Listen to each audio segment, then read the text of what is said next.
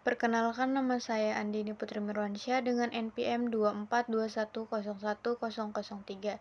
Di sini saya akan menjelaskan tentang epistemologi sumber-sumber pengetahuan. Pengertian epistemologi. Epistemologi berasal dari bahasa Yunani, yaitu epistem yang berarti pengetahuan, dan logos yang berarti ilmu atau kajian. Secara umum, epistemologi adalah cabang filsafat yang mempelajari hakikat, sumber, batasan, dan validitas pengetahuan. Dan ada sumber-sumber pengetahuan. Yang pertama yaitu empirisme, pengalaman indrawi. Empirisme menyatakan bahwa pengetahuan diperoleh melalui pengalaman indrawi, yaitu observasi dan percobaan. Yang kedua, rasionalisme, akal dan logika. Rasionalisme berpendapat bahwa akal adalah sumber utama pengetahuan. Penganut rasionalisme percaya bahwa manusia dapat mencapai kebenaran tanpa harus mengandalkan pengalaman empiris. Yang ketiga, intuisi. Intuisi adalah pemahaman langsung terhadap suatu kebenaran tanpa melalui proses berpikir yang panjang atau pengalaman empiris. Yang keempat, otoritas, tradisi dan testimoni. Pengetahuan juga bisa diperoleh dari figur otoritas seperti guru, pemimpin agama, atau teks suci. Yang kelima yaitu wahyu, sumber keagamaan. Dalam perspektif keagamaan, wahyu adalah sumber pengetahuan yang diberikan oleh Tuhan kepada manusia melalui nabi atau kitab suci. Yang keenam ada metode ilmiah. Metode ilmiah merupakan cara memperoleh pengetahuan melalui observasi, hipotesis, eksperimen, dan verifikasi. Dan ada relevansi epistemologi dalam studi hukum keluarga. Epistemologi berperan penting dalam memahami sumber-sumber hukum yang digunakan untuk menetapkan aturan-aturan dalam keluarga muslim, seperti pernikahan, perceraian, hak dan kewajiban suami istri, serta warisan. Dan ada sumber primer, yaitu Al-Quran dan hadis. Al-Quran sebagai sumber utama.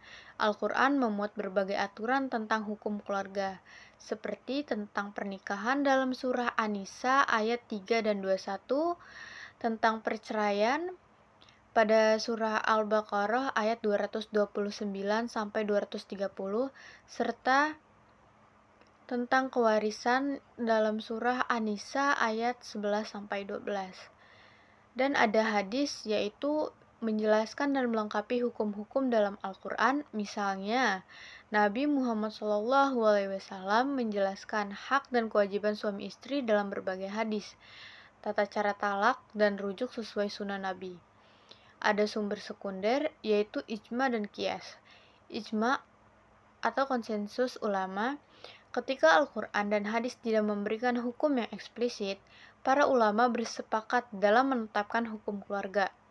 Contoh, batas minimal usia pernikahan tidak disebut dalam Al-Quran dan hadis secara spesifik, tetapi ulama sepakat bahwa kematangan fisik dan mental harus menjadi pertimbangan. Dan ada qiyas, analogi hukum. Digunakan dalam kasus-kasus baru yang tidak disebutkan dalam sumber primer.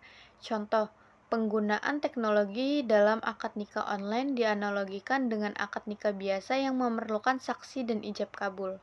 Dan ada juga sumber tambahannya, seperti istihsan, maslahah mursalah, dan urf.